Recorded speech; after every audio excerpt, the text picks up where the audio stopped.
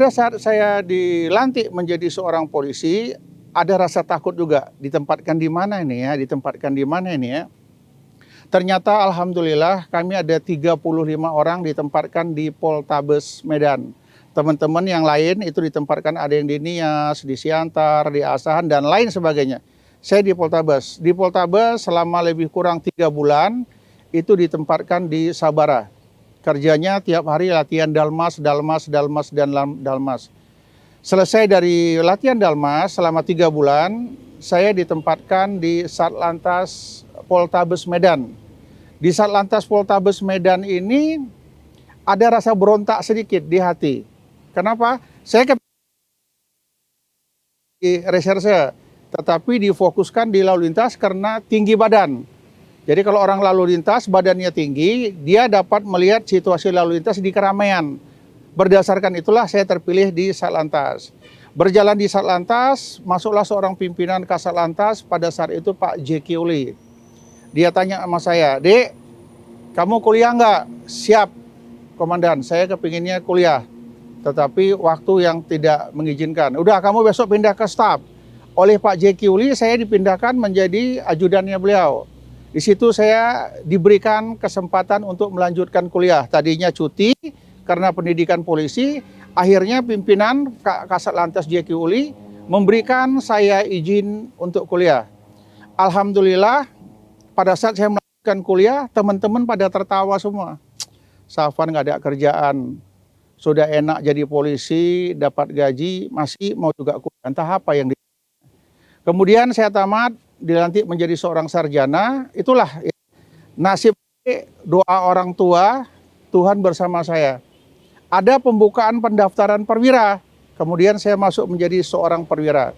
Masuk menjadi seorang perwira, banyak hal yang saya dapat di Sukabumi bersama teman-teman. Yang pertama, saya termasuk orang yang termuda pengiriman dari Sumatera Utara.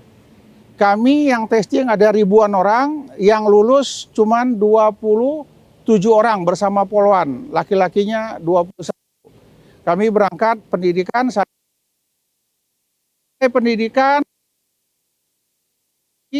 menjadi instruktur di Sukabumi, lebih kurang ada 3 tahun.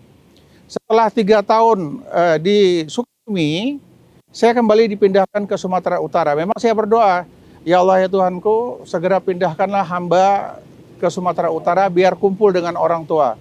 Karena orang tua ngebel terus, ngebel, orang tua bilang, saya juga salah ngomong sama orang tua. Saya panggil Umi, untuk pindah ke Sumatera Utara itu tidak seperti membalikkan telapak tangan, ngomong langsung bisa pindah. Kemudian Umi saya menangis, tidak mau nelpon saya lagi, dan tidak mau ngangkat telepon. Berapa hari kemudian saya menyesal, saya telepon orang tua saya, "Umi, Safwan minta maaf, Safwan salah, Safwan akan berusaha untuk pindah ke Medan." Kenapa saya nggak mengajukan pindah ke Medan? Karena ada peraturan. Sebelum 7 tahun dinas di Sukabumi tidak boleh mengajukan pindah. Jika mengajukan pindah, ini akan dibuang ke daerah timur, mungkin ke Papua, Irian Barat, dan lain sebagainya. Tapi karena orang tua, saya memberanikan diri untuk mengajukan pindah. Apa yang terjadi? Habis sholat Jumat, itu orang tua saya telepon, "Umi, doakan.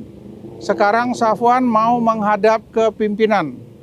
Berangkat nak, ku doakan kau, aku sekarang sholat 2 rakaat untukmu." Itu kata orang tua saya di dalam masjid.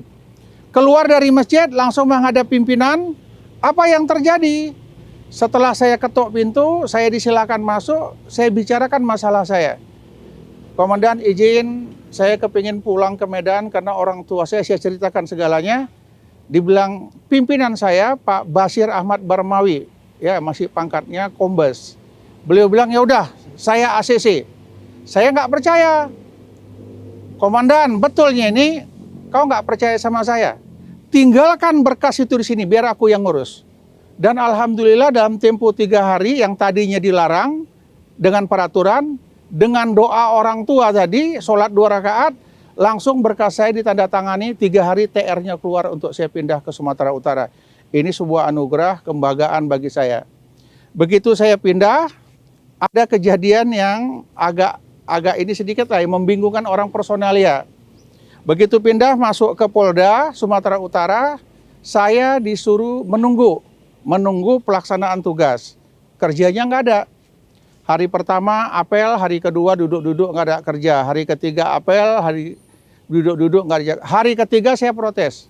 Saya minta kerja apapun jadi asal bisa dikerjai. Dan akhirnya TR saya langsung keluar.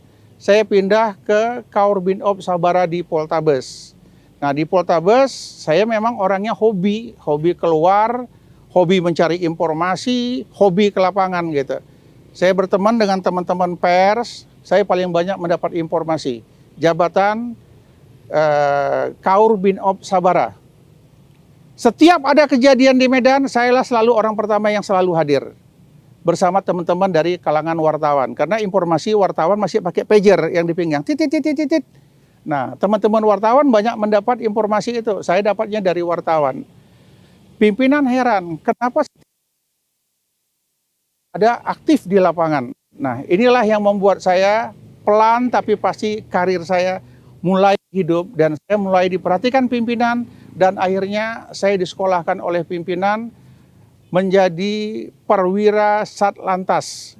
Saya pendidikannya di Jakarta.